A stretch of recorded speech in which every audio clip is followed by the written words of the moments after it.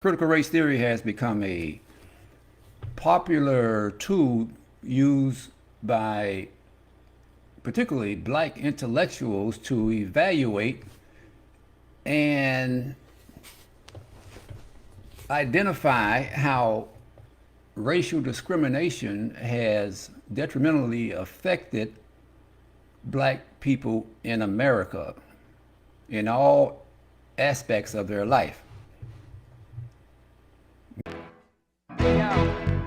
In Brown versus Board of Education, the famous case that desegregated schools in the 1950s, Dr. Kenneth Clark conducted a doll test with black children. He asked them to choose between a black doll and a white doll. In most instances, the majority of the children preferred the white doll. I decided to reconduct this test as Dr. Clark did to see how we've progressed since then. Can you show me the doll that you liked best or that you'd like to play with? This one. I like that one. Show kids. I'm killing. This one. That one? This one. I like to play with this. And can you show me the doll that is the nice doll? And why is that the nice doll? He's white. And can you show me the doll that looks bad? Okay. And can you give, and why does that look bad? Because it's black. And why do you think that's a nice doll? Because she's white.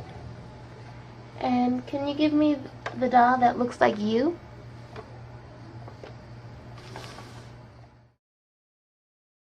"15 out of the 21 children preferred the white doll."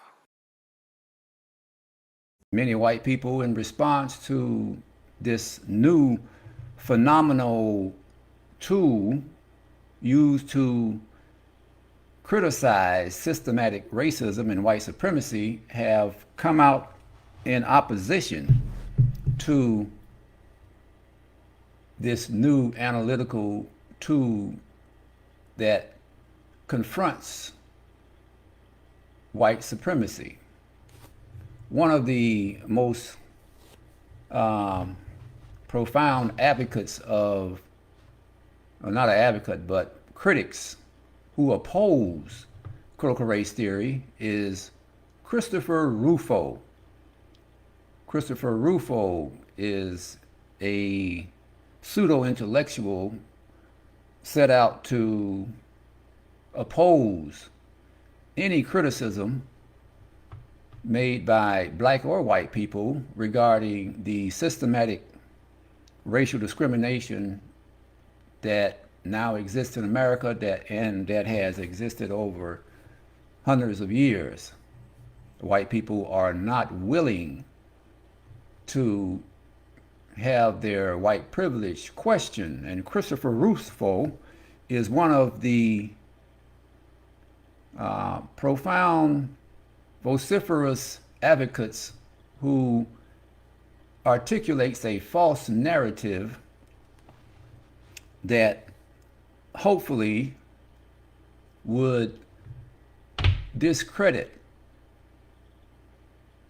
critical race theorists and their attempt to expose the systematic racism that now is practiced throughout American society. What we're going to do here tonight is listen at this presentation that was made by Christopher Rufo and see his perspective on critical race theory. I'll stop the video and give a response to his fallacious and fantasy arguments that he will be making. Let's start the video now. We have this really strange paradox where these institutions that in my view are perpetuating inequalities are positioning themselves as the great fighters of inequality. And I think it's it's totally bogus, it's totally fake, it's totally self-serving. The only way you can say that these people that are now criticizing racial discrimination in America is bogus is for racial discrimination not to exist. If it exists, then there is a legitimate argument and challenge to be made.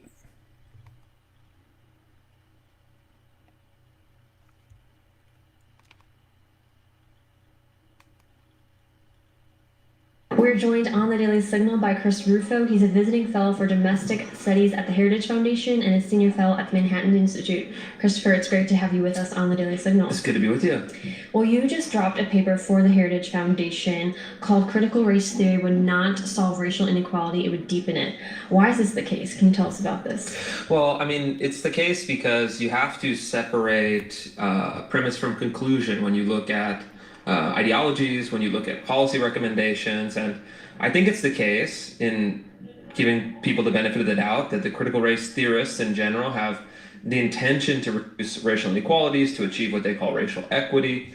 But, you know, you have to actually ask, well, what are specifically they proposing? So I go through a number of their specific proposals, and then I share evidence essentially that to the contrary, that basically they're proposing only one thing: that black and brown people in America not be subjected to the denial of equal opportunity when it comes to getting jobs, getting education, getting loans, and pursuing happiness as the Constitution subscribes. They make this mistake that they assume that all inequality is driven by capitalist domination, racial oppression, patriarchy, the whole series. Critical race theorists don't assume that all oppression is caused by a paternal system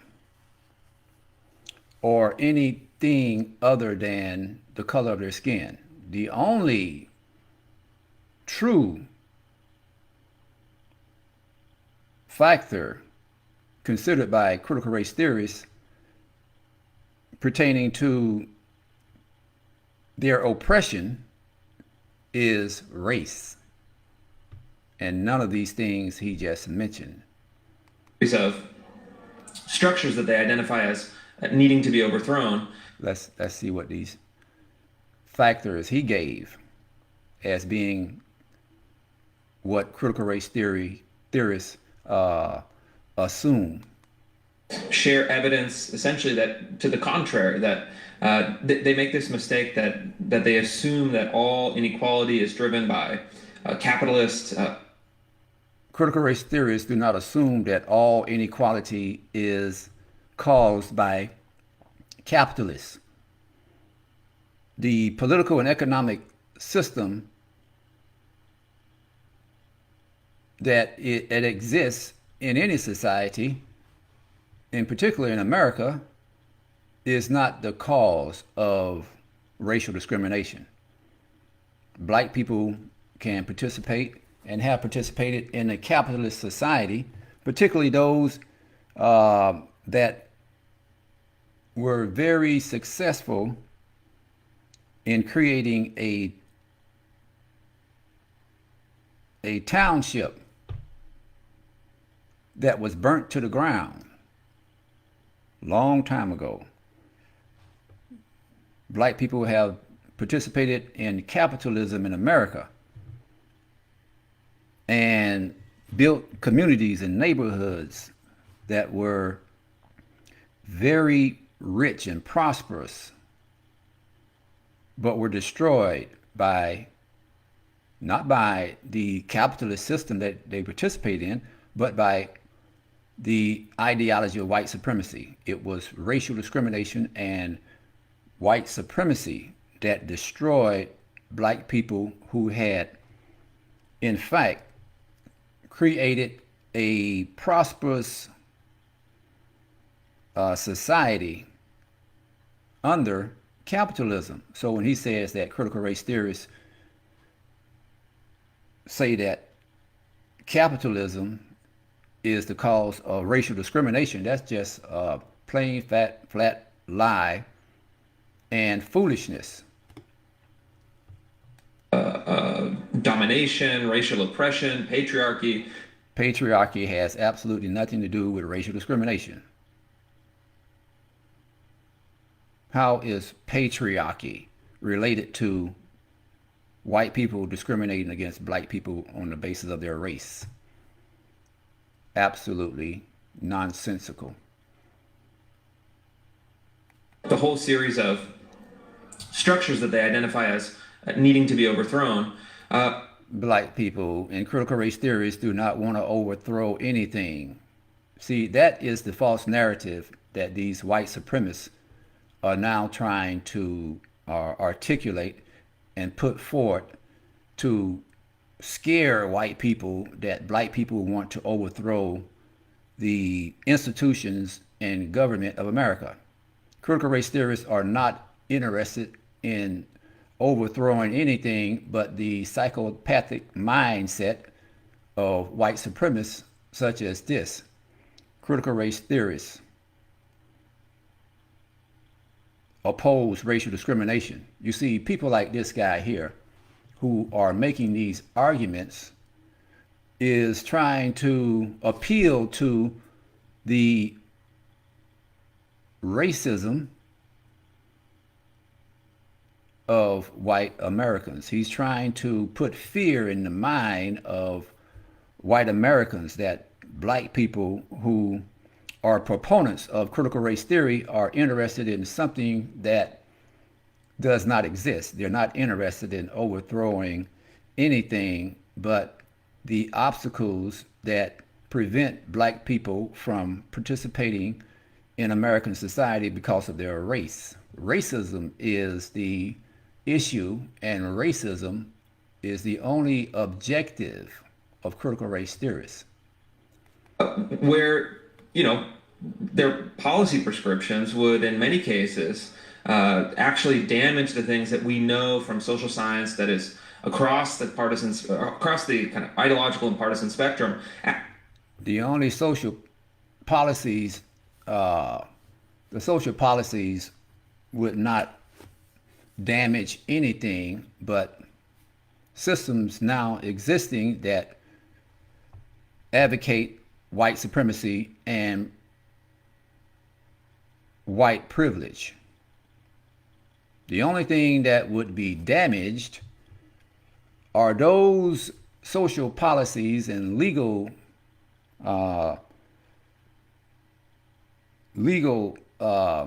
aspects of our society that favor white supremacy and prop up white privilege. Actually really important things like family structure, things like educational attainment. How is family structure and educational attainment going to be negatively affected, because black people want an equal opportunity to participate in the educational system and have the freedom to grow and develop families? Things like workforce participation. Those three institutions, actual live human concrete institutions, are extremely important determinants of poverty and inequality. And yet the critical race theorists seem to dismiss them altogether, preferring these large-scale revolutionary programs that historically have done nothing. Maybe in some cases they flatten inequality only because they make everyone poor and subject to tyrannical rule. How in the world is critical race theory going to make everybody poor? Allowing black and brown people to participate in society is not going to make America poor. In fact, it would release the ingenious abilities of black people in America to participate and contribute. Just imagine if George Washington Carver was not allowed to participate and be allowed to be educated. Just imagine if George Washington Carver was not allowed to receive the education he did. All of these inventions that he made would not have been made available to Henry Ford or southern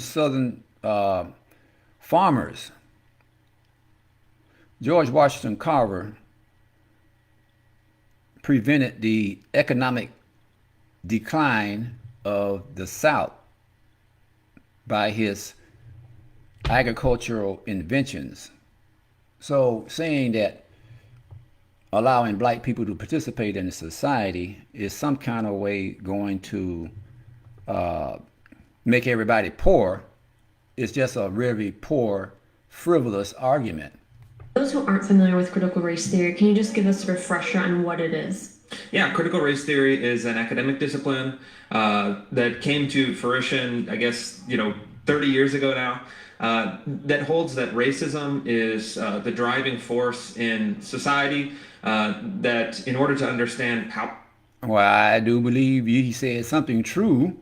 I mean, Donald Trump even understands that. That's how Donald Trump became president. Donald Trump understands that the driving force in America is race, and Donald Trump used race to appeal to the more savage racial emotions of the American population to get him elected.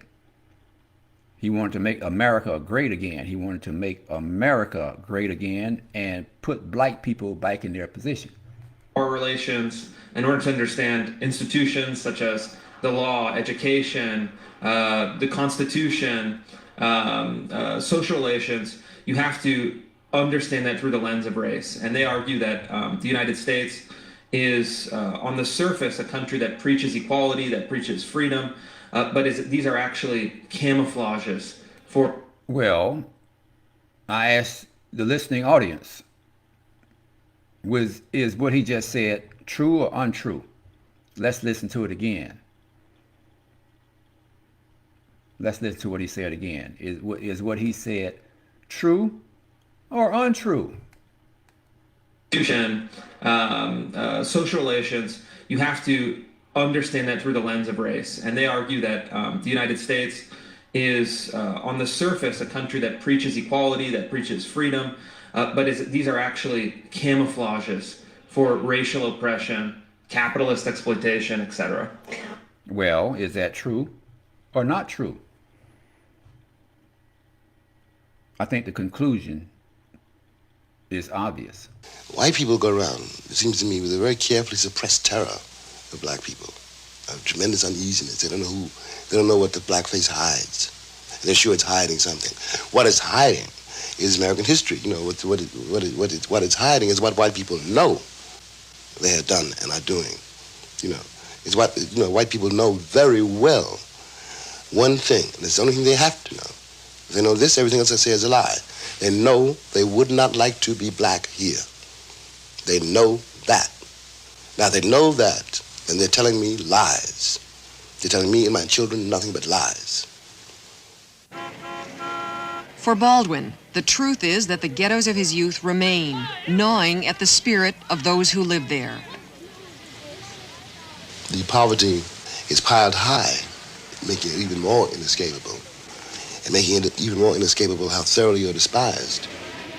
The high-rise slum becomes a high-crime area almost at once, because what are you going to do with all these children, really, whole families condemned forever to nothing in the richest city in the world? My best friend, a black boy, jumped off the George Washington Bridge when he was 24 and I was 22. And I was sure that I was going to be next. Just from despair, or? From despair, from rage, you know, because you can get to a place, you know, where you're in battle so often that that's all you can do. You know, you've been beaten so hard. All you can do is your world narrows to a kind of red circle of rage, and you begin to hate everybody, which means you hate yourself. You know, and when that happens, it's over for you. Baldwin has taken that despair and rage and turned it into novels, theater, and essays. Characters drawn from his family and friends. This fall, Dial Press is publishing his 19th book, a novel called Just Above My Head, the story of a black gospel singer during the civil rights struggle. There's a price this republic exacts. Any black man or woman walking, and that is a crime. I paid for that crime in my life. And I don't believe my countrymen anymore. They will not do to him what they failed to do to me. I was 7 years old 47 years ago, and nothing has changed since then. Look. I don't mean it to you personally. I don't even know you, you know. I got nothing against you. I don't know you personally, but I know you historically. You can't have it both ways. You can't swear to the freedom of all mankind and put me in chains. It sounds as if you believe that slavery put a curse on us somehow. Well, it is a curse, you know. The American sense of reality is dictated by what Americans are trying to avoid. And if you're trying to avoid reality, how can you face it? You know, if you don't know what is going on in the ghettos of this nation, in the hearts and minds of women and men you see every day, you don't, first of all, in that case, you don't really know what's going on in your own heart and mind. And you have no way of knowing what's going on in the hearts and minds of millions of people on this globe. You have told people, this nation in particular, a lot of what they don't want to hear. Yeah, I have. I've tried. You never know. But I tried, yes, to, the song says, wake the children sleeping. You know, I'm supposed to be a disturber of the peace. Still preaching, huh? Yeah. We've done a lot of work on reporting on critical race theory and how we're seeing it affect children in schools. Can you give us some examples of what you've seen? Yeah, I just... Before this fool get going on how critical race theory is affecting children in schools, critical race theory is not a study or something that is taught in American schools. In fact, just the opposite is taught in American schools. Black children are taught that their ancestors were slaves and that they are, in fact, inferior. If you look at the scientific studies that were done on the black doll and white doll, studies that were done in the 1950s and the 60s and the 70s, where little children, 3 years old, 4 years old, 5, 6 years old, came to the conclusion that the black doll was ugly, stupid, ignorant, violent, and bad. All of these children that had not been taught by their parents had some way became aware and cognizant that blackness was bad and ignorant. This is what's being taught in schools and in society. The black doll, white doll experiment tells you everything about what children in school are being taught. So when this fool here get on television and talk about critical race theory is being taught in schools that make white children feel guilty, these studies do not hold up to that assertion, because all the studies done on children that are very, very young, 3, 4, 5 years old, who tell the truth about how they feel about race, they all rebuke what this guy is saying. Children in school are being taught just the opposite. They're being taught that blackness is not a positive quality, and whiteness is superior. Go look at the black doll, white doll experiments on YouTube that were conducted. Which doll is the black doll? And which one is the white doll? That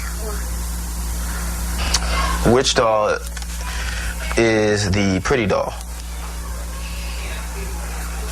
Which doll is the nice doll?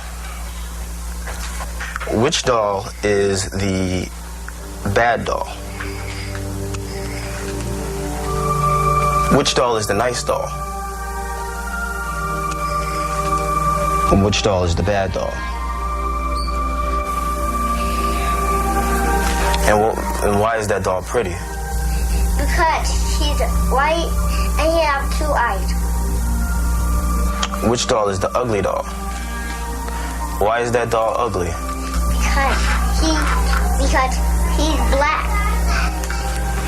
Which doll looks most like you? Like me. Yeah, which one looks like you? And that one. Okay. That doll. Finished up, I guess now, a 12-part series of investigative reports, all original reporting on critical race theory in schools. And, you know, the stuff that you uncover is pretty brutal. It's pretty rough. I want to see the evidence that critical race theory is being taught in school. He just makes an assertion and assume everybody's going to believe his line behind. Where is the evidence that shows critical race theory is being taught in schools? If it's first graders in Cupertino, California, being forced to deconstruct their racial and sexual identities and then rank themselves according to power and privilege. Why would anybody teach that to these children in schools? I guess these teachers have concluded that race is something that is a systemic problem that has and continues to be a detriment to black people. Otherwise, that particular concern would not be approached by any teacher. A lot of parents watching our report no doubt wondered how their child would respond. Soledad and I each spoke to a panel of parents about their child's test, and we want to play you some clips. So let's take a look at one mom's reaction to her son's test that I spoke to. Let's look at Laura, Andrew. Show me the dumb child. Why is he the dumb child? Because he's really black. Okay. Show me the nice child. Why is he the nice child? Because he's the lightest. Show me the mean child. Okay, why is he the mean child? Because he's darker than me. Okay. Show me the good child. Why is he the good child? Because he's light. Okay. Show me the bad child. Why is he the bad child? Because he's really dark. I saw you shaking your head. Yeah, it's disappointing. I should be disappointed. I mean, it makes me think I need to be doing a better job at home. I need to teach him, you know, it's upsetting. I've spent 15 years as a teacher trying to teach first graders about all different societies and cultures and races, and then here's my own child. His finger went so quick to the white side. It's fascinating. It surprised you? Yeah, I mean, and we don't live in a diverse community. So I think he's, very comfortable with children of his own color, and that's basically what he's known his whole life. So I just, I want to do more, talk about it more openly, definitely. You gasped when the child first pointed to the dark-skinned child. I did. I was really surprised. You could see the anguish on his mother's face when she saw that her child had made that distinction.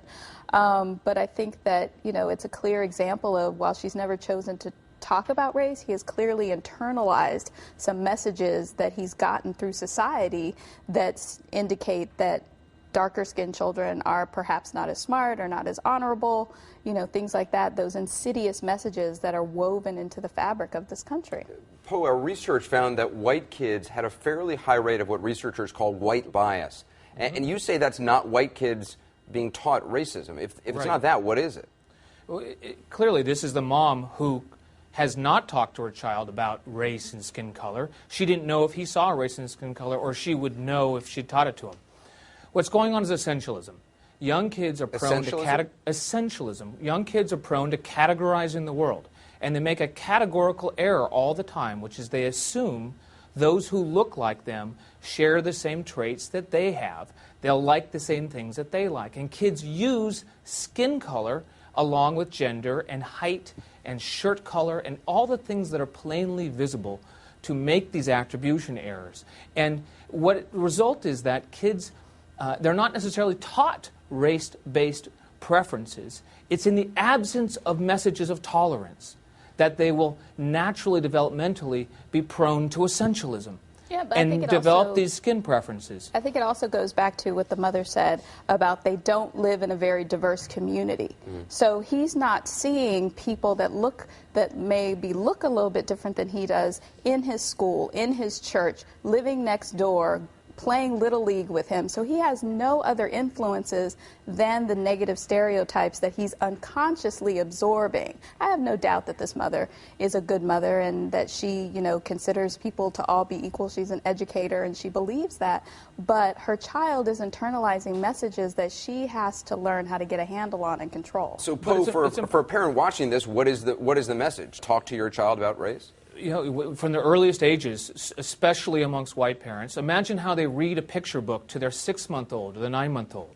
They have that picture book open and they're saying, oh, look, the balloon is red. And look, her shoes are blue. And then yet there's one of the child has brownish skin and one of the child has whitish pinkish skin. And they completely ignore it. They're missing opportunities to talk about it, but more than that, they're passing on a taboo that this is unmentionable and unspeakable. But another thing I think people have to do, your kids follow what you do. God, I have never really realized that until I had children.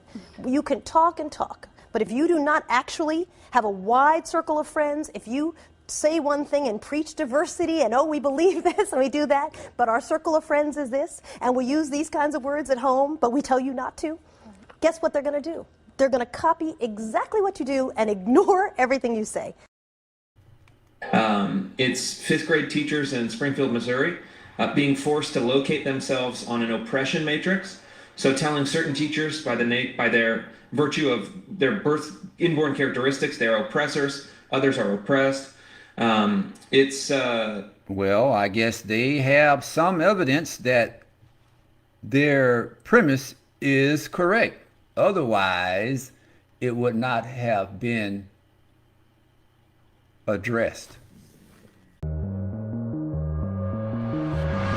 This is a black baby, and this is a white baby. They're identical. The only difference is the skin color. In the 1940s, a university professor showed young black kids these 2 baby dolls and asked them a simple question. Which baby doll is ugly and which baby doll is beautiful? The black kids' answer is not what you would expect. In fact, their answer made people cry.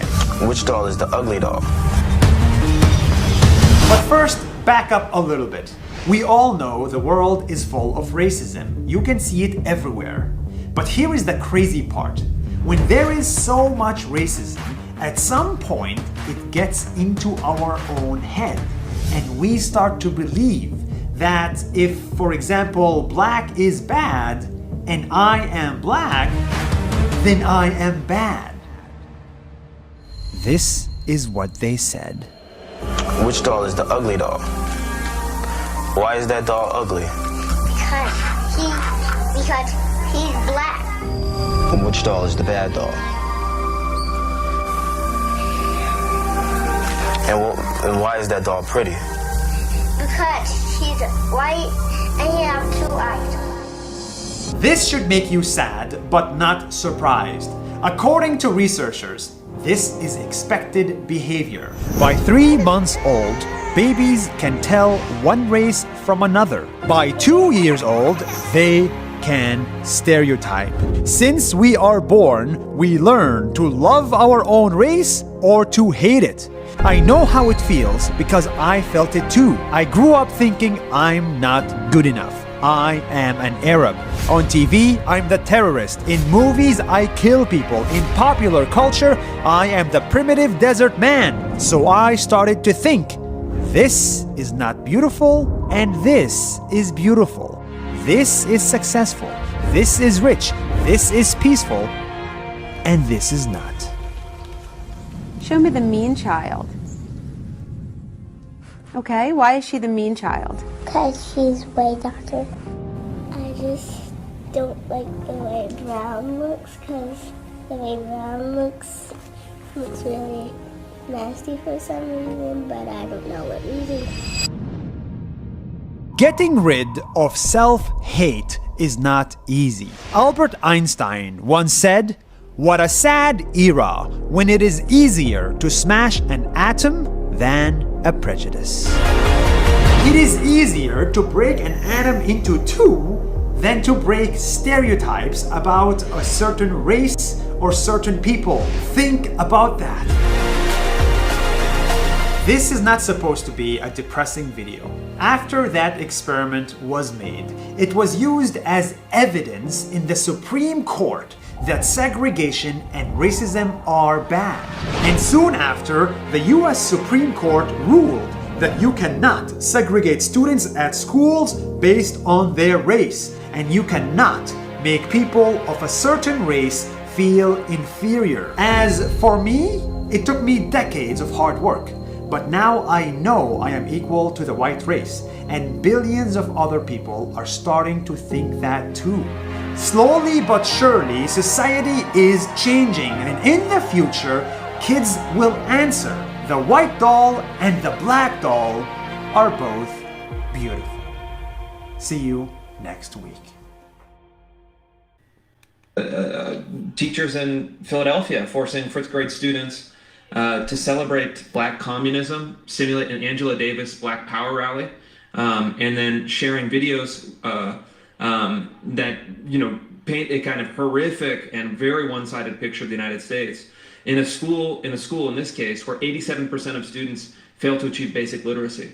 And I could go on and on. My reporting is all out there. You can find it, but the conclusion is that you have this very strange moment in which elite academic institutions, some of the most expensive private schools, are adopting this kind of racial equity mania at the same time that some of the lowest performing and poorest schools are also adopting it. And you have to wonder, what does this serve? Whose interests and in what capacity? And I think a lot of it with the elite schools is that they're excited about the kind of moral posturing of this, and then for the really failing school districts like Buffalo, like Philadelphia, like Chicago, in some parts of Chicago, my read on it, it almost seems like a diversion mechanism. These schools where large majority of students cannot read and write at basic proficiency by the time they graduate middle school. Well, why are these children not learning to read and write in these economically deprived sections of society? It's because they are the remnant of systemic racial discrimination. you see black people that and black children that reside in these urban cities and are subjected to these substandard educational institutions are in these locations because of institutional racism, whereby in the past they were legally denied the opportunity to live anywhere they wanted. These people seem to forget that before 1964, all black people had to live in a specific geographical location by law. That was called segregation. And these pockets of segregation contain only black people. So the people you see now in these urban areas were limited to where they could live. And when they ran interstates through the middle of these black neighborhoods, and all of the businesses left these black neighborhoods and went out to white areas, the neighborhoods became economically depressed, and the tax base was decreased, and the school systems suffered, and the black children suffered. And now we see the consequences of this systematic racial discrimination, whereby these black children are not reading the way they should read.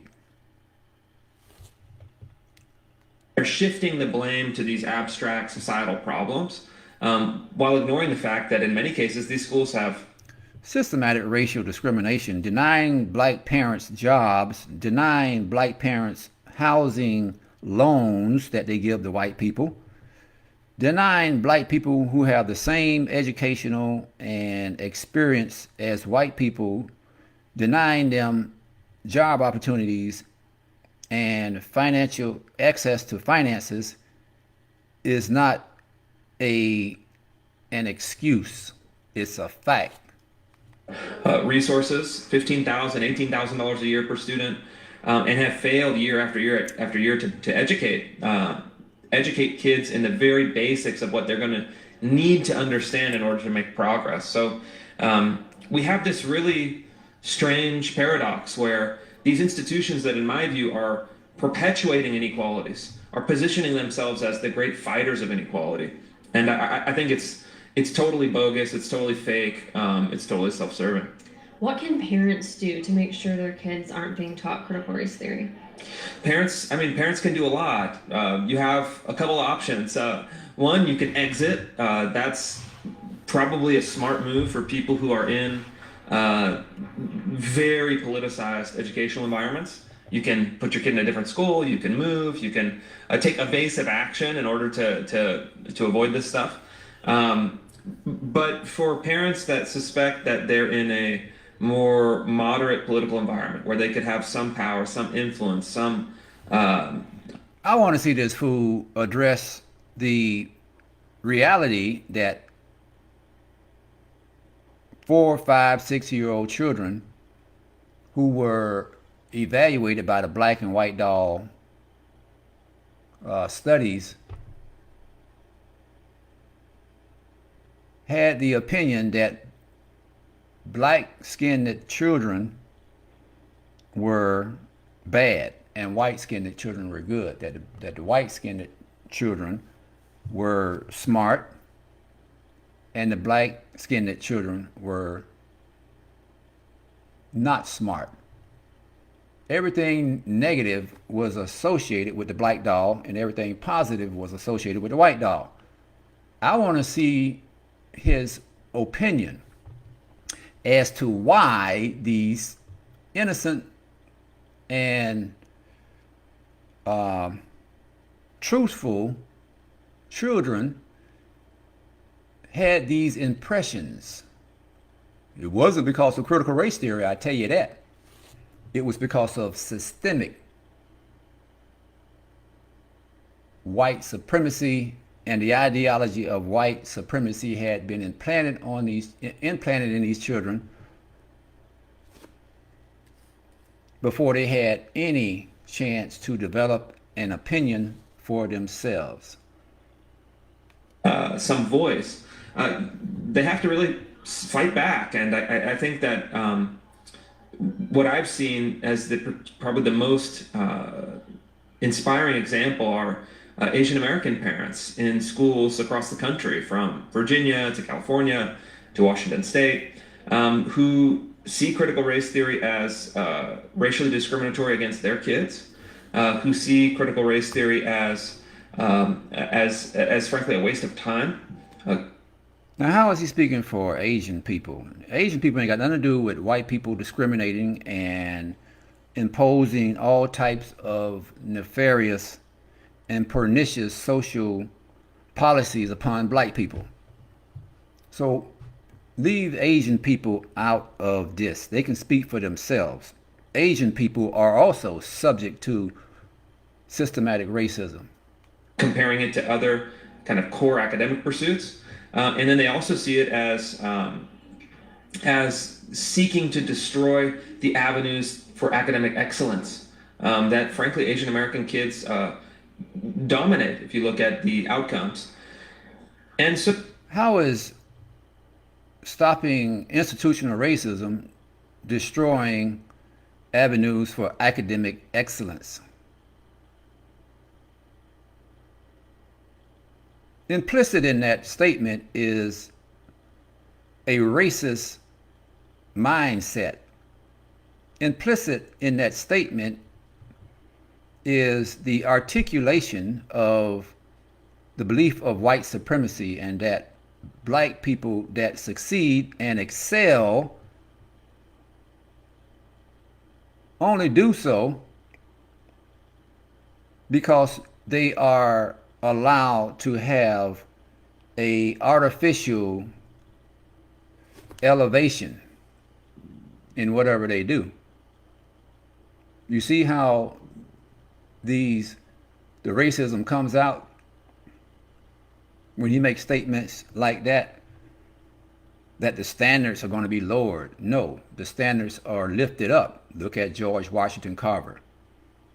There was no scientist in American history more brilliant than George Washington Carver, and so many others that we can name that were forgotten in American history. So Asian American parents in California and Virginia, Washington State, other places have organized first by coming together as a group, figuring out what the problem is, demanding to know what's in the curriculum, going to the teacher, going to the principal, going to the school board, running, in some cases. Again, there is no curriculum in America that teaches critical race theory. Political action committees, leaking.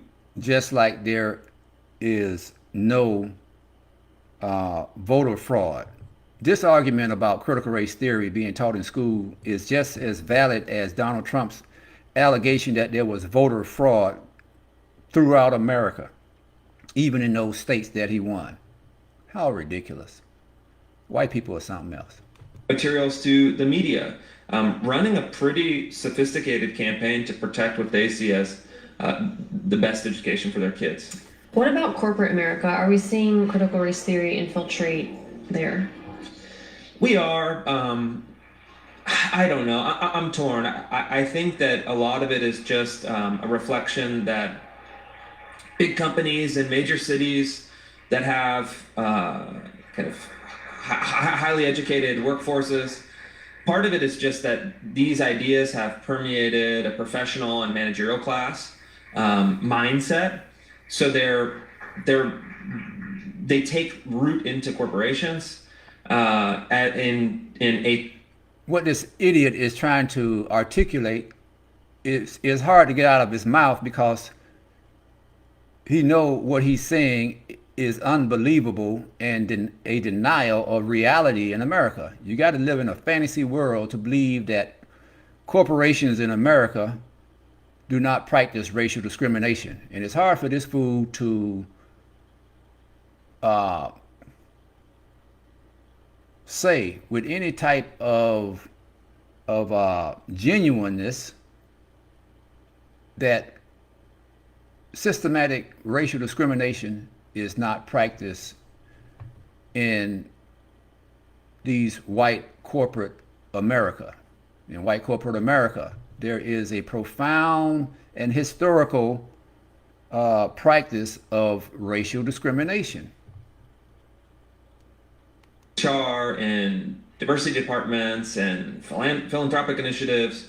But I think it's less deeply rooted than in government or education, because... Now, how can he distinguish between white institutions, corporations? How can he distinguish between white corporations ran by white people who practice white supremacy and governmental institutions ran by white people who practice racial discrimination? There is no distinction between these two governmental and non-governmental entities, because they're all ran and all infected by the psychosis and pathology of white supremacy. See, these false narratives are from the synagogue of Satan, and nobody's going to believe these fantasies that are coming out of the mouth of this man here. Ultimately, a lot of these corporate leaders aren't true believers in this stuff. They're doing it as a form of insurance. They don't want to get protested. They don't want to get boycotted. They don't want to get trashed in the New York Times. So they put up these signals to protect themselves, almost like, shops in... Corporations, these corporate leaders would not have to put up signals to protect themselves unless they needed protection. If corporate America was fully integrated and not practicing racial discrimination, no one could come in there and say that they were, because everyone would clearly see that racial discrimination was not a factor in the workforce, because the workforce would be totally integrated. If racial discrimination was not a factor and not present in corporate America, the management would not be nervous or subjected to any type of criticism of racial discrimination or the lack of black and brown people in the employment population. In, Sicily would kind of pay a little bit of protection money to the mafia in order to not get their store burned down. It's the same process. So I think if the political grounds shift, corporations will shift very quickly and much more easily than other institutions. What about media coverage? Is critical race theory infiltrating there at all? It's interesting. I mean, in a formal sense, a lot of the mainstream media outlets, are pushing, whether they know it or not, the critical race theory ideology in their coverage. But my sense is that critical race theory itself is not very popular. Yes, critical race theory is not popular, but you need to complete the sentence. Critical race theory is not popular amongst most white people, because critical race theory is not really a theory. Critical race theory is a tool used to analyze and critique systems of American society that practice white supremacy and racial discrimination. It is a tool used today to analyze and uncover racial discrimination practiced in various American institutions and organizations. White people don't want to be exposed for their nefarious practice of racial discrimination and oppression of black people. It's unpopular. It's not politically acceptable. So, of course, when somebody come in the house that's dirty, they don't want you to come in because of what you're going to see. The media seems reluctant to defend it on the merits. So that's a kind of name call. And I think that the more you expose what's happening in institutions that is, I mean, truly indefensible, you're starting to see even center-left media starting to kind of pull away. And there's still going to be a hardcore set of people that just push.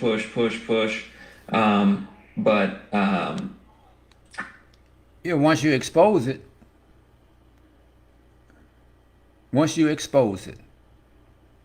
if there was nothing there to be exposed, there would not be any fear or unpopular attitude. He said it himself. Once you expose what's going on in these organizations, in these institutions, people are going to push back. When President Lincoln said, we're not going to have slavery anymore, what did happen? The Southern bigots pushed back and started a civil war. I don't know. I really is kind of a bewildering moment. Is, do people believe this stuff? I don't think so. I think people are becoming more and more skeptical. Why don't he be clear when he say people? He mean white people. White people don't believe that black people are being systematically discriminated against. However, that statement is not totally true because white people see what's going on. They just won't admit to it. The truth is, white people know that racism exists because they're the ones that are practicing racism. So they are totally aware of what's going on. Yes, you cannot say that white people are not aware. They're totally aware because they're the advocates and the agents that are committing these acts. As media splinters into rival camps, they're, the single story, the single narrative, the single framework can't hold. I think over time, that's what we'll see. Well, in a speech you wrote on critical race theory for Hillsdale, you said that too many Americans have developed an acute fear of speaking up about social and political issues, especially those involving race. Christopher, how can this be fixed? Too many Americans are afraid of talking about race in America. Why is that? Because white people all are guilty. They know what they were taught from children. And they're embarrassed, basically. They're just embarrassed and ashamed of this nefarious mindset that was implanted in them before they had a chance to reject it. And they're ashamed of their forefathers and their contemporaries who embrace the ideology of white supremacy. I mean, speak, right? I mean, it's a pretty simple problem. If people are too scared to speak, they have to speak anyways. They're not scared, they're embarrassed because they know that racial discrimination exists. If it didn't exist, of course they would speak out and deny it. But it does exist. The fact that it does exist is the very reason white people don't speak out. Because they know themselves that they too will be subjected to retaliation for betraying the common attitude of systemic racism. I mean, it's like, in one sense, it's probably the simplest problem of all to solve. but it would require the virtue of courage. And that's something that I think many people right now lack, and many people right now need to be inspired in order to summon that virtue into their daily life. And you know, I'm hopeful. White people need to be inspired to speak out against racism, not to embrace racism.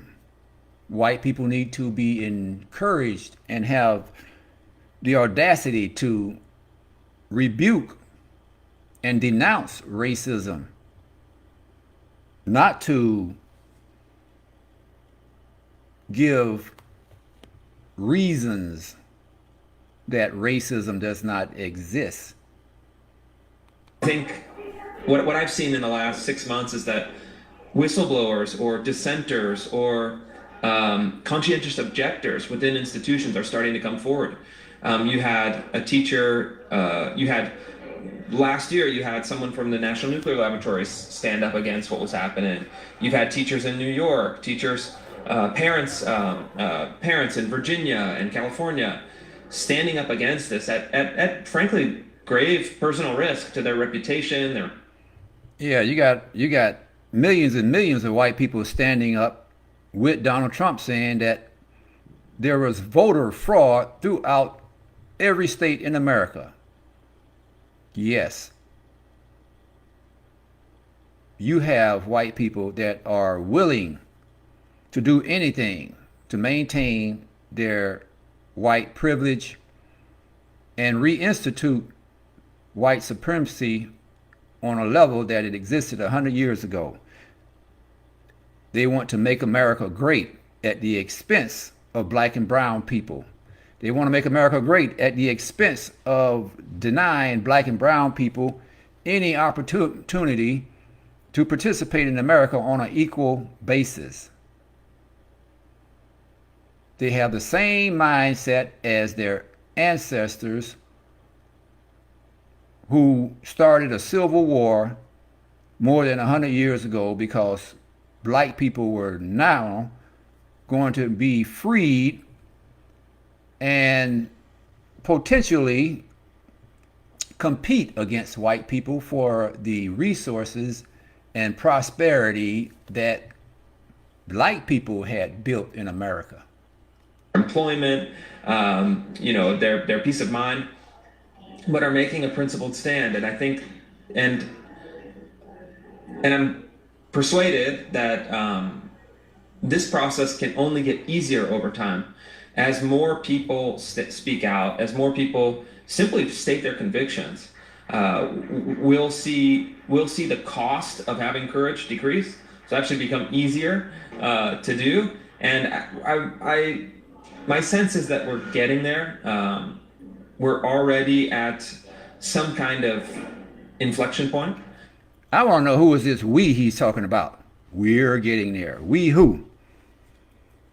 We who are the advocates of white supremacy. Why don't this man come out and say what he actually means? See, that's the courage that these white supremacists don't have. They don't have the audacity and the balls to say what they actually mean. Say that we are white Americans. See, that's something the Ku Klux Klan can be given credit for. They'll put on a mask and call you all kind of names and say that they are for white supremacy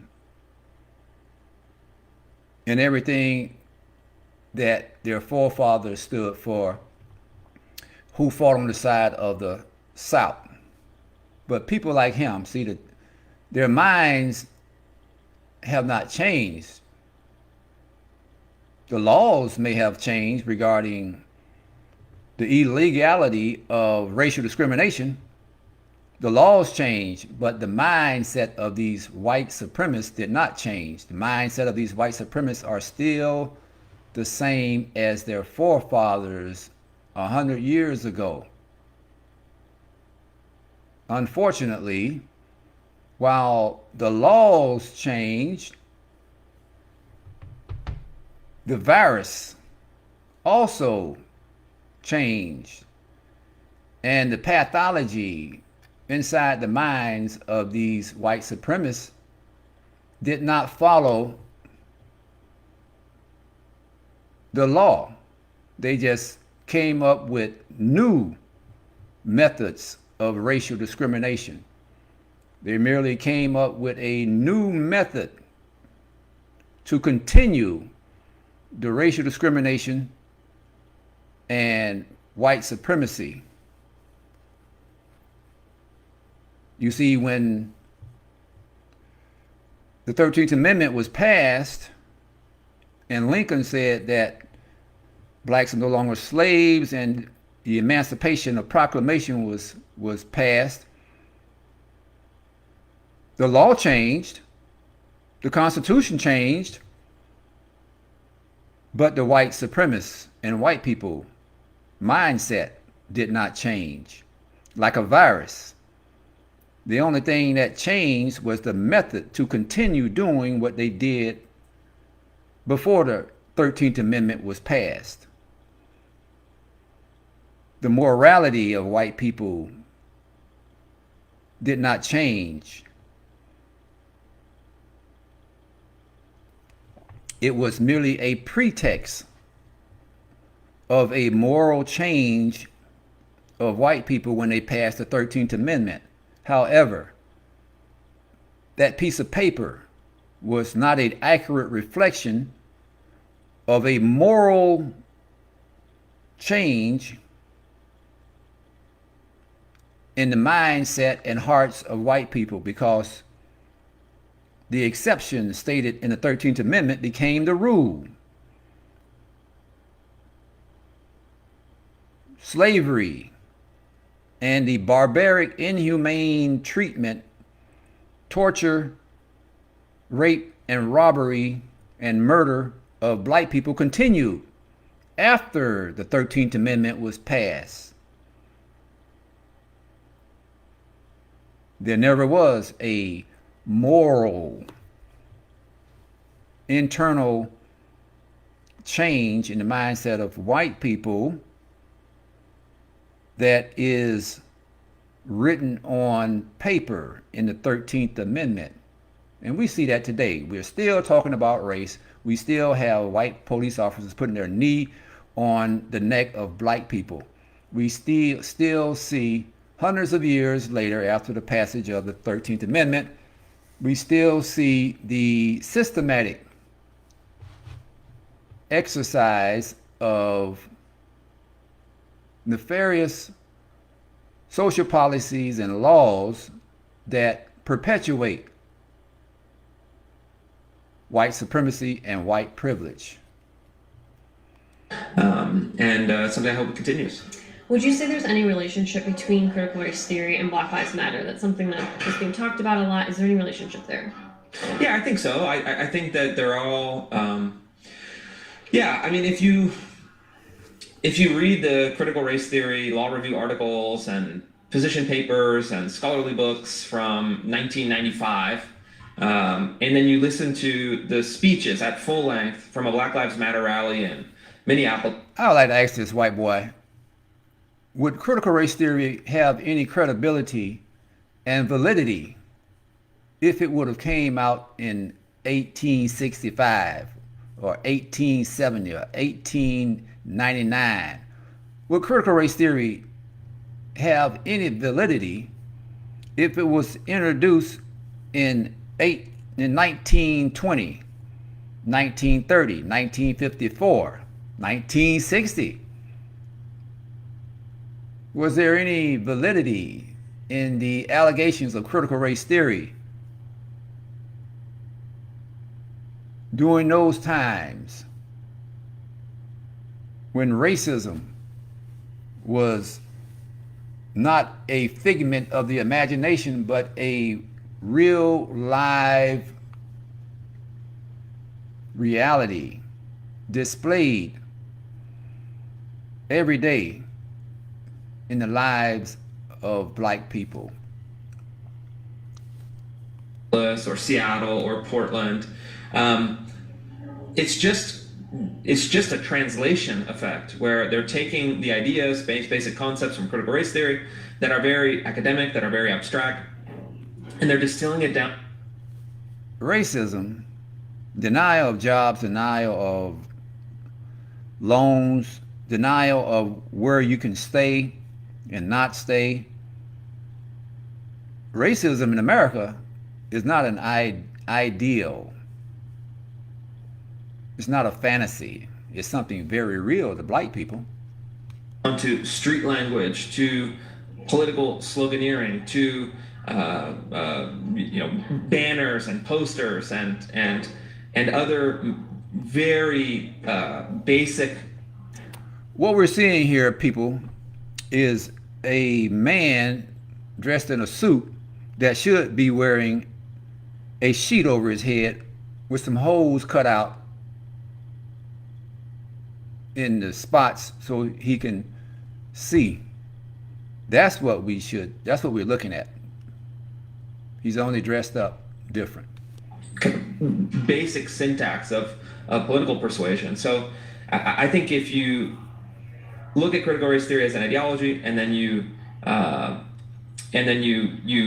actually listen to the speeches that are driving the street protests, they're essentially the same thing. They're just a translation from the academy to the street. How would you encourage policymakers to respond to critical race theory? Two ways. First, you need to protect your public institutions from. First, politicians need to protect white privilege. You need to make sure that we maintain the status quo and make sure that the population of our companies remain white and don't give in. Don't give in. Continue to be innovative and come up with new ways to maintain white supremacy and white privilege.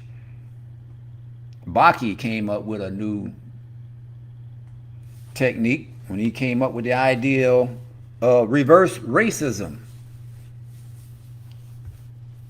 We must come up with new ways to maintain our white supremacy and white privilege. That's what he's saying.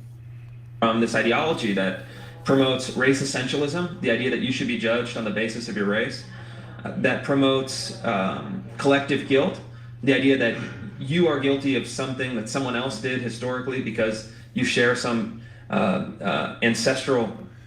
Yeah, you share some ancestral inheritance, fool. What your forefathers did not long ago has a direct effect on your possession today. Your possession of material goods, lands, property, jobs, governmental control. What your forefathers did is not insignificant to your position and power that you possess today. You inherited the riches of white supremacy and the oppression of black people. So to sit here and say that what your forefathers did has no significant effect on how you live and the power that you exercise today is nonsensical. Background with them. It also promotes neo-segregation, so splitting dormitories, splitting public facilities, splitting training sessions.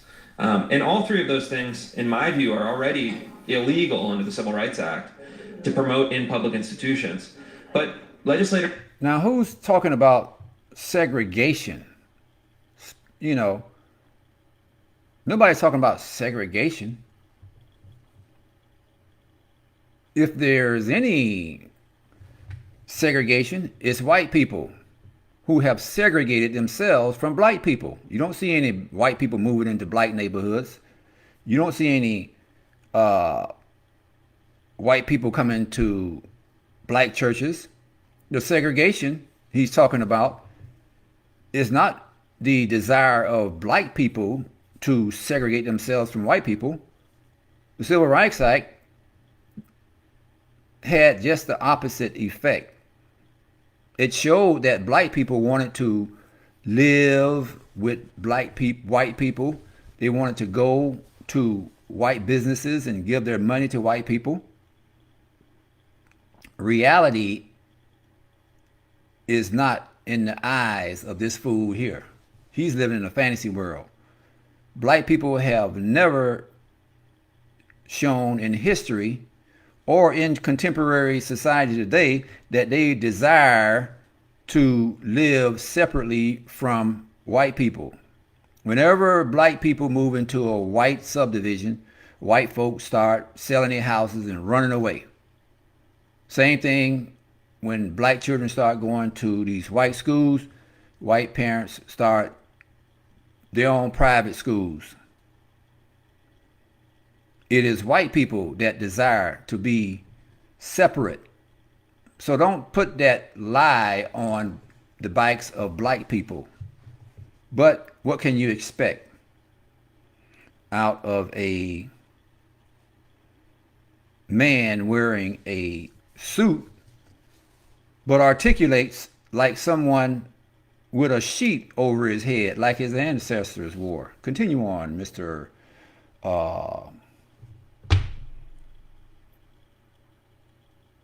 Clan. Have an opportunity, and legislators in I think now 11 states are introducing legislation to this effect, to say these are the things that we don't teach in our schools. These are the things that we don't promote in our public institutions. It's actually just another thing I was thinking about this man talking about critical race theorists want to segregate. Why don't he mention that the fact that you have Irish towns, you have Italian neighborhoods, Irish neighborhoods, German neighborhoods. You have all these ethnic white neighborhoods in New York and throughout every city in America. These white ethnic groups live segregated in their own communities and neighborhoods, but that's seen as just a cultural enriched neighborhood. But when black people want to live in a predominantly black neighborhood, it's seen as something that is a threat and something negative and something that should be prevented. But just the opposite, hypocritical, racist opinion is given when black people want to live in a predominantly black neighborhood and enjoy their uniqueness as black people. No, that's not good. But when Germans and Italians and other white ethnic groups articulate and promote the existence of their cultural richness and live in their segregated neighborhoods, that's seen as something that is positive. How hypocritical. This man is just full of a pathological, pathetic white mindset. Upon legislators to set the ground rules, to set the guardrails, to make sure that public institutions reflect the values of the public. And then second, reflect the values of the public. What public counts? Do black people values count? They want to reflect the values of the white public. That's what he's saying. Have the courage and audacity to articulate and say what you mean. See, this man here is a coward.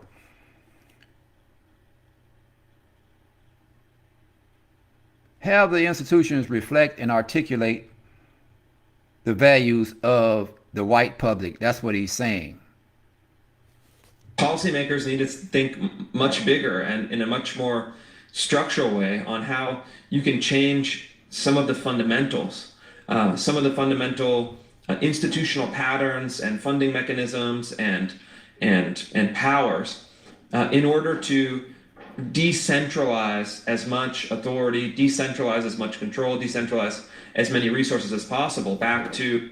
See, now that's what I was talking about when I was saying something about a virus. Racism is like a virus. It changes forms. Now he wants to decentralize power and put it into the hands of smaller populations of white people. Black people are now criticizing this systematic racism that now exists. And now he's suggesting that the way institutional racism is this now should be changed. Come up with new ways. They came up with Jim Crow laws long ago to maintain slavery. Be assured that white people in this society, through their legal system, U.S. Supreme Court justices, they will all change like a virus to maintain their power. American families, frankly. And then if the families are in control, set the agenda, if the families can make choices, if the families control the directionality, the kind of the flow of resources, we're going to see very different public institutions. We're going to see very different values reflected that, in my view, are going to be, if some people want to do critical race theory thing, great. But the vast majority of people do not, and public institutions should be. What he's saying is that some people want to see racism dissolved in America. Some people want to live in a system where black and white and everybody can participate on an equal basis, regardless of their skin color. But what he's saying is that there's other people that want to maintain the status quo. There are some white people that want to maintain their white privilege. There are some white people that want to continue the systemic practice of white supremacy. Shaped in order to achieve that.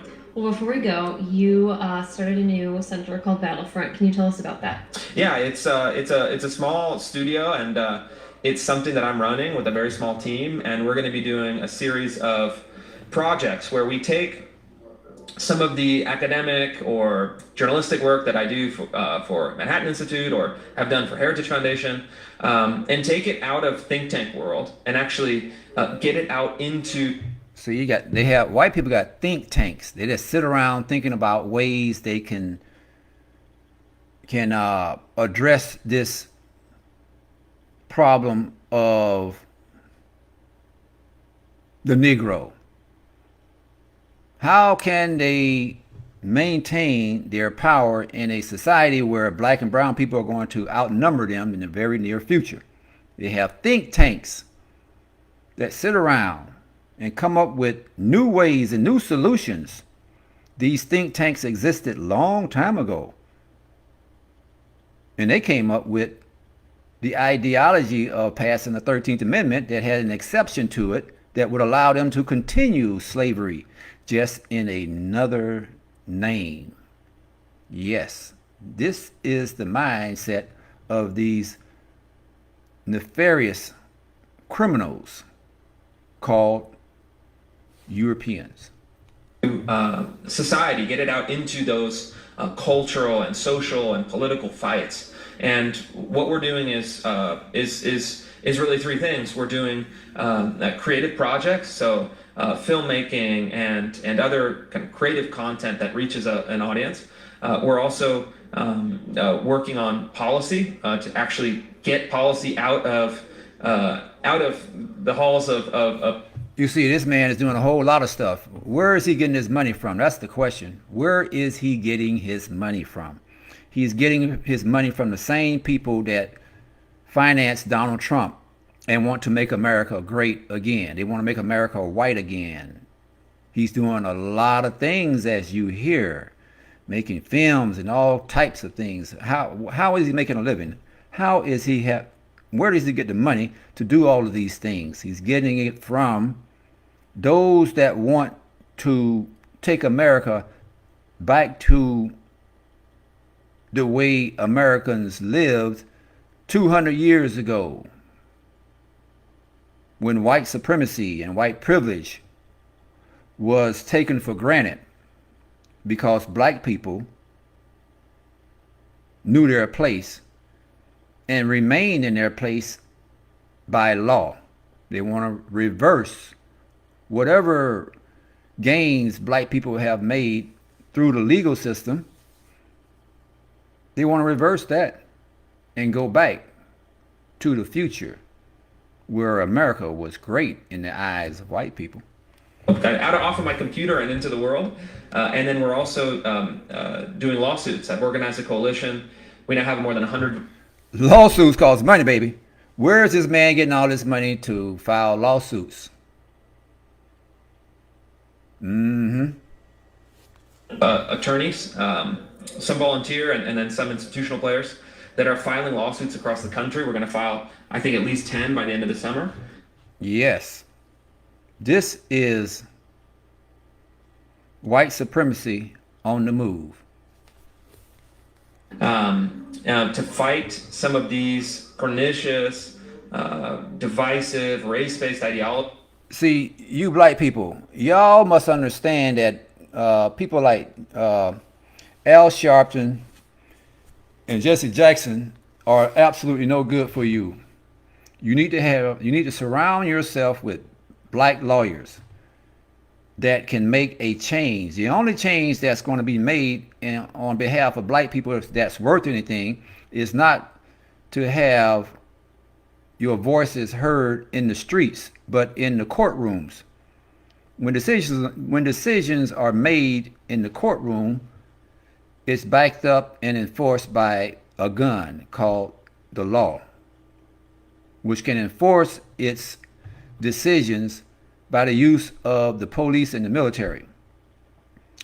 It is only by changes that are made in the courtroom that black people will have any type of significant progress in America. These white people know that. That's why this man here is not leading a march of white people to Washington, D.C. This white man and his cohorts are not going to gather up white people throughout America and march in every city to protest critical race theory. What he is doing, as he stated, is he's hiring lawyers to make suit, to make a change that will be felt by all Americans. Black people, you got to start getting smart and start sending your children to law school and start now gathering up black lawyers to pursue those things that you desire to see on behalf of black people. It is only through the legal system that change can be made, and white folks understand this. But black folk, y'all have been misled, misguided, bamboozled, and led astray by white people who use these black clowns and pay off these black so-called advocates to protest. And the only thing you have at the end of a protest is a black man telling you what a white man said he gonna do for you. No politician that promises to do something for you, black people, will have any significant effect. The only thing you need is not a promise. You need a legal judgment made by a judge in a courtroom to give you what you are asking for. The day you come to that realization is the day you will start seeing progress enforced by law. Within public institutions to establish that actually these programs and practices are not only morally and intellectually bankrupt, but they're actually illegal under existing law. So those are the projects that we're going to be doing, and we're excited about it. Well, congratulations, and Christopher, thank you for joining us on. The only thing that was found illegal under existing law was the teachings that were being done that made segregation of schools illegal. Check out Brown versus Board of Education. Just the opposite of what this fool is talking about. The Daily Signal, it's great having you. Thank you. All right, that's what this fool had to say about critical race theory. Now, what I want to do, Justice Thomas, thank you. What I want to do is let you see what another white guy had to say about critical race theory.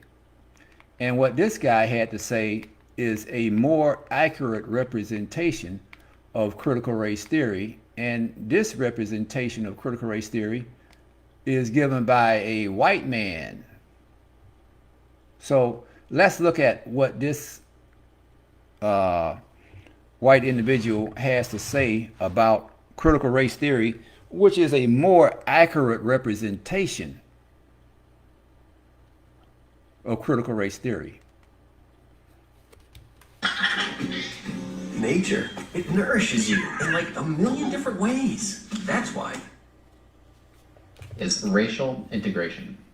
Racial integrationism is basically how... Let's start it back at the beginning.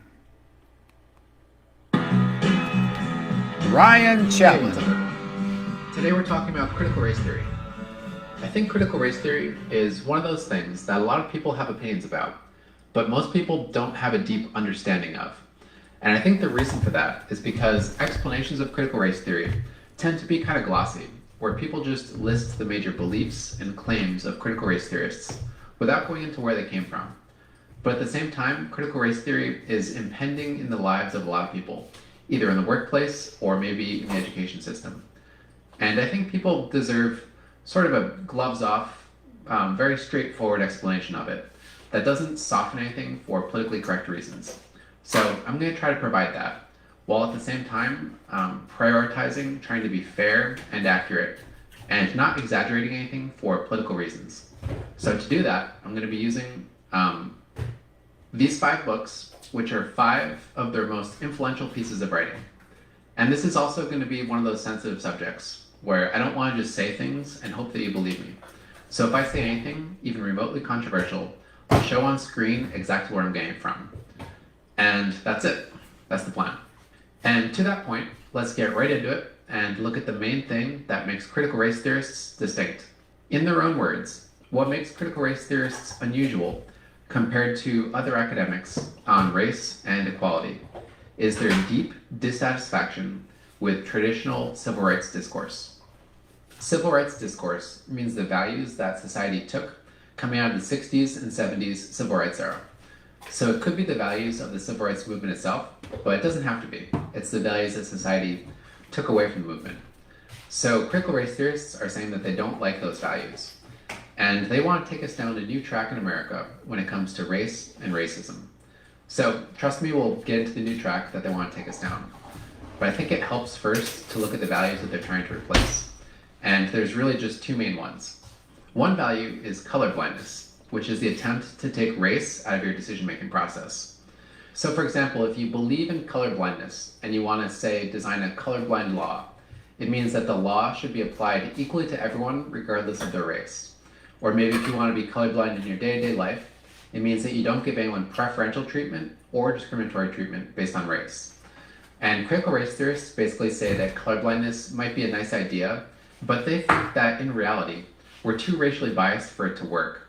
So if we're pretending that we're colorblind, but we're actually racially biased, then colorblindness is sort of like a facade that keeps us from meaningfully dealing with the racism in society. So that's one value that they're against. And the second value that they disagree with that came out of the civil rights era is racial integration. Racial integrationism is basically having a melting pot vision for America, where people with different racial backgrounds come together and share values, political power, and society itself, which also implies that people try to downplay their racial differences in favor of trying to see the common humanity in each other. Critical race theorists believe that that process has uneven power dynamics. So the dominant majority group, they say, effectively destroys the identity and the culture of the minority group, which is a process that they call cultural genocide. Critical race theorists aren't a fan of that, and instead they want to conserve the traditions and values of minorities by resisting racial integration. Critical race theorists believe that between integration and colorblindness, all of this rhetoric about trying to downplay the significance of race in our minds is not working out for minorities. So they call for a sharp correction in the opposite direction by trying to normalize something that they call race consciousness. Being race conscious doesn't mean that you have kind of a casual, dim awareness of race, but it means that you look at race with profound significance, whether it's how you self-identify, or maybe how you look at other people, or maybe how you interpret just the general phenomena of the world. So this is a radical idea that critical race theorists root in Black nationalism and in thinkers like Malcolm X and Stokely Carmichael, who both argued against integration in favor of forming race-conscious collectives that could powerfully stand in society without integrating. In critical race theorists' own words, with its explicit embrace of race consciousness, critical race theory aims to re-examine the terms by which race and racism have been negotiated in American consciousness, and to recover and revitalize the radical tradition of race consciousness among African Americans and other people of color, a tradition that was discarded when integration, assimilation, and the ideal of colorblindness became the official norms of racial enlightenment. So critical race theorists want to revitalize race consciousness among non-white Americans. And they also want to use race consciousness to understand America and American life in a new way. So to push this a step further, the analytical method that they use to look at America is called deconstruction. What that basically means here is to look at something closely in order to understand kind of hidden ways that things relate to each other.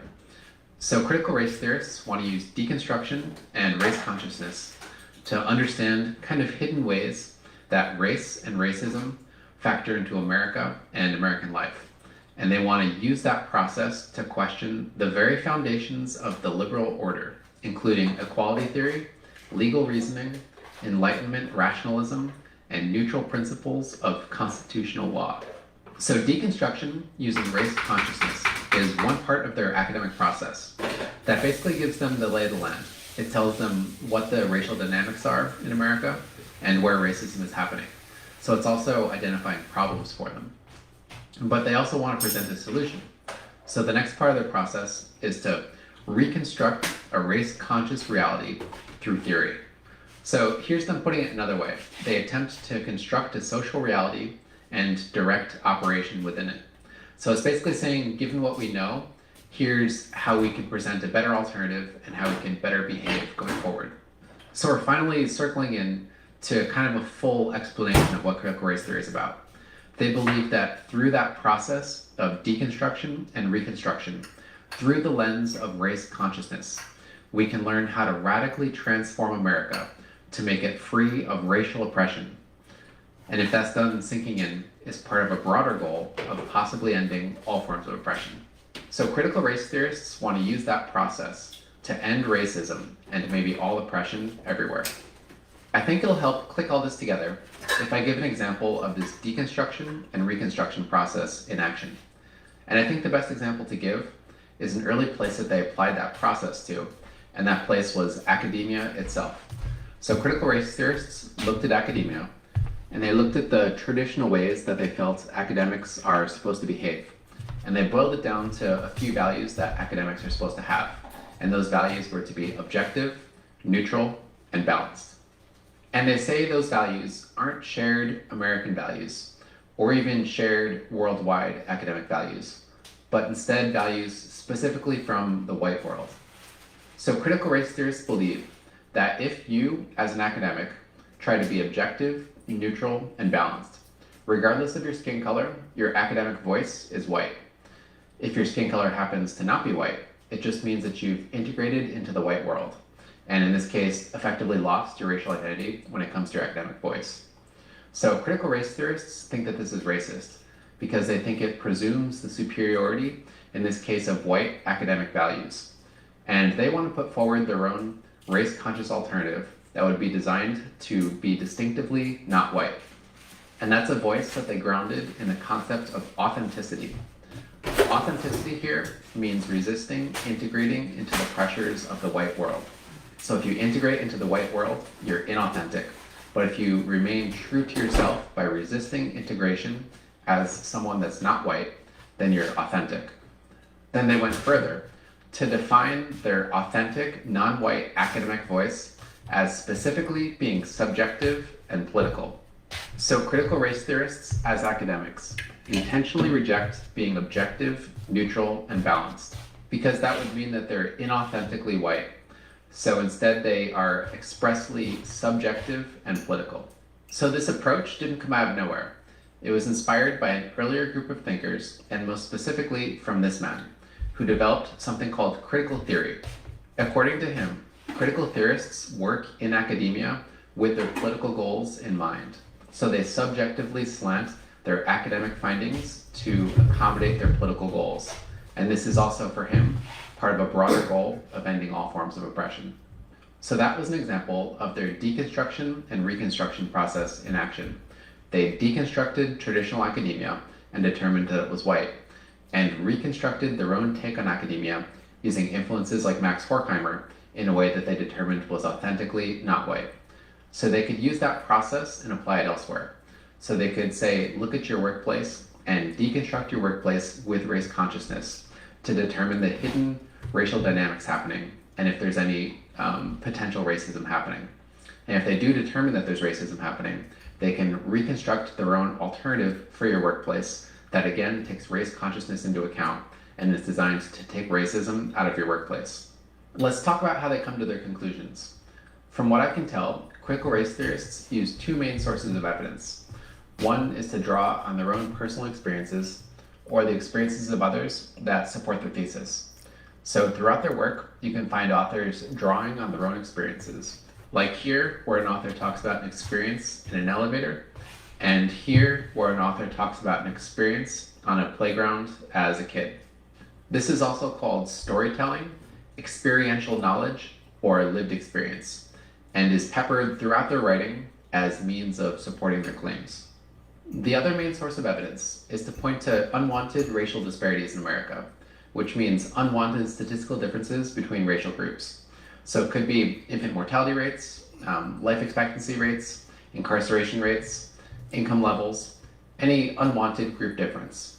And since critical race theorists are expressly subjective and political, and since their politics are to locate and end racism in America, they don't objectively look at all the possible explanations for why these racial disparities might be happening, and instead they default to claiming that they're all caused by racism. Here's them saying that in longer form. Racism advantages one group while disadvantaging another group, which they claim is enough to cause all unwanted group outcomes. This book goes further to say that since these unwanted disparities come from racism, anyone who's not actively working to end these disparities is effectively racist. Because there's no such thing as being not racist in his argument. You're either racist or you're anti-racist, and those are the terms that he set up in order to be anti-racist. There's a third source too, and I don't know if I would call it evidence, but it's a factor that critical race theorists bring into their analysis, and that's historical context. But again, this is done in a subjective, political way, which means that they usually invoke a history of oppression to say that something is more racist than it might otherwise appear. So it could be a law, or it could be a behavior, an attitude, or in this case, saying because of a history of oppression, we can presume that these unwanted differences come from racism. I should talk about how they're using the term racism here, because it's not how we normally think of it. We normally think of racism as an attitude of inferiority or superiority towards someone based on race. So that is a type of racism that critical race theorists might recognize. But they're much more interested in racism in terms of how it relates to power structures.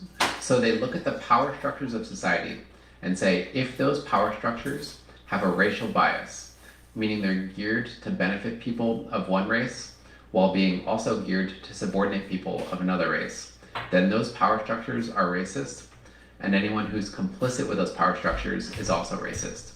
So it has to do with your identity and how it relates to power structures.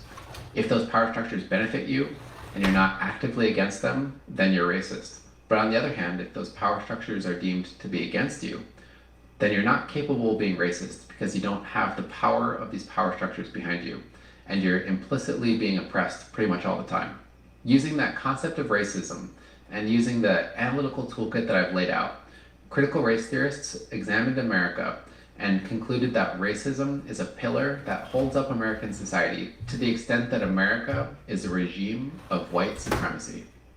That includes most American institutions and most aspects of American life, like our laws, our education system, our culture, our economic system, and our politics, which is all generally shortened by critical race theorists down to being called the status quo.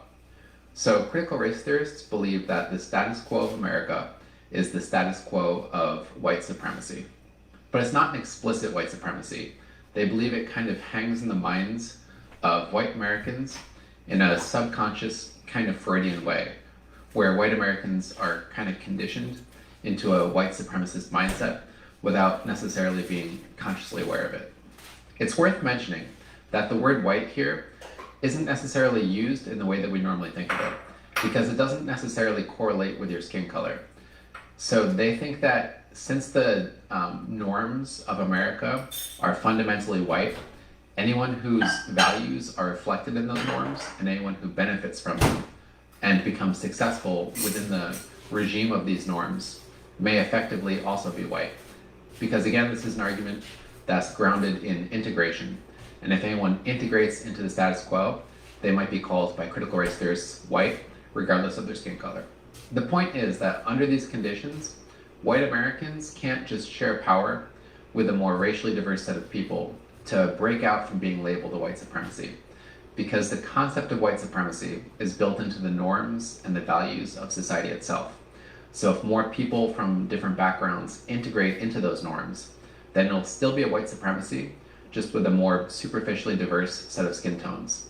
Critical race theorists think that the only way that we can break out of this cycle is to change the values of society itself. So they think we need to perform sort of an exorcism on the status quo that expels the racism from the status quo. And then they think we need to make a new status quo free of racism, which is effectively making a new society. So then you might say, okay, well, what does this new society look like? And critical race theorists basically say that they're still figuring it out. They do sometimes hint that some huge change needs to happen, but I'm not aware of any kind of comprehensive vision that they've provided of what that change should look like. They respond to the criticism here of their lack of a vision for how to replace our existing status quo, and point to a few ideas that they've come up with so far. They mostly come from books that I've used as the source material for this video, and I'll point to a couple examples just to be thorough. These people argue that we should make hate speech illegal against minorities because they say it affects minorities differently than it affects white people. And this argument is about moving away from one person, one vote, and into race-conscious districting, which means that we ensure people get political representation in proportion to their racial representation in the population. There's some other ideas that have been thrown out there too, like this prominent critical race theorist proposed that we make a department of anti-racism that oversees government officials for racist behavior and is also able to screen policy and reject it before it's passed if they believe it has any potential racism in it. And again, this is using their definition of racism, which means anything that perpetuates the status quo of white supremacy. Other authors suggested that critical race theory might be so heavily taught and ingrained in academia and the education system that it becomes so widespread that it isn't questioned anymore and becomes sort of a fact of life, subtle yet everywhere, like air in the atmosphere. There's also this idea that often kind of lurks in their writing, that capitalism is a problem too, and needs to somehow end. So that's probably on the agenda as well. But again, I haven't seen any kind of comprehensive vision for what this new society is that they want. So this is me just kind of piecing things together, and take it with a grain of salt. And in case you're wondering if they're trying to lead us towards the future, where we look at each other and even ourselves as human beings and not through racial differences, I didn't see any indication of it. So it could be, but the only arguments I saw were trying to go in the opposite direction. Like here saying that we should return to racial nationalism, at least if we're not white. So it could be that things like race consciousness and racial nationalism are temporary, and they're really trying to work towards a post-racial world. But I haven't seen any critical race theorists say that. Probably the most controversial part of critical race theory is the claim that they're Marxist. And it's true, but they're heavily adapting Marxism. So depending on how you count the adaptations, they're like third or fourth generation Marxism. And it's not my opinion, it's something that they're open about. So this basically opens up a whole new can of worms. And if you're someone that's already kind of overwhelmed, and you're not entirely sure what Marxism is, and you're just trying to understand critical race theory in a basic way to make decisions about how it should affect your life, I'd say don't worry too much about it. I think Marxism is kind of a bonus way of understanding critical race theory. And if you have a problem with me saying that, just remember that not everyone has a passion for political philosophy. And I think it's just too much to demand that people understand critical race theory through the lens of Marxism. If you do want to learn more about it, I've already made a video that explains how Marxism relates to modern identity politics movements in a very simple, easy to understand way. So you're welcome to check that out. And for this video, I'll just quickly say that Marxism for critical race theorists means that their worldview splits people into two camps, oppressed and oppressors. And what camp you're in is determined by your identity. So for Karl Marx, it was class identity, and for critical race theorists, it's racial identity. So this is them just pretty much saying that. Class for Marx is race for critical race theorists. So this oppression is built into the nature of society itself, which in the case of critical race theory is systemic racism. So the only way to get rid of systemic racism then is to change society itself, in other words, have a revolution. So you make the revolution happen by spreading awareness of that oppression, in other words, spreading race consciousness. And then once you've made enough people race conscious, they'll be able to rise up and make a new society free of oppression. And the details of what that new society look like are always kind of fuzzy, as told by the people advocating for it.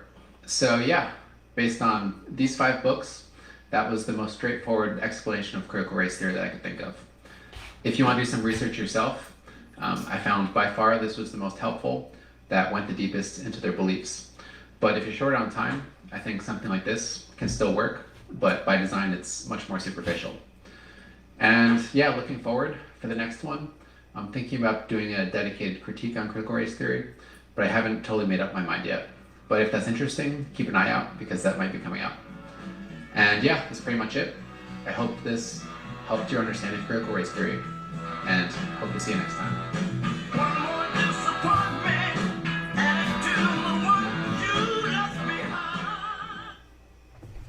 All right, that's going to be the end of this video.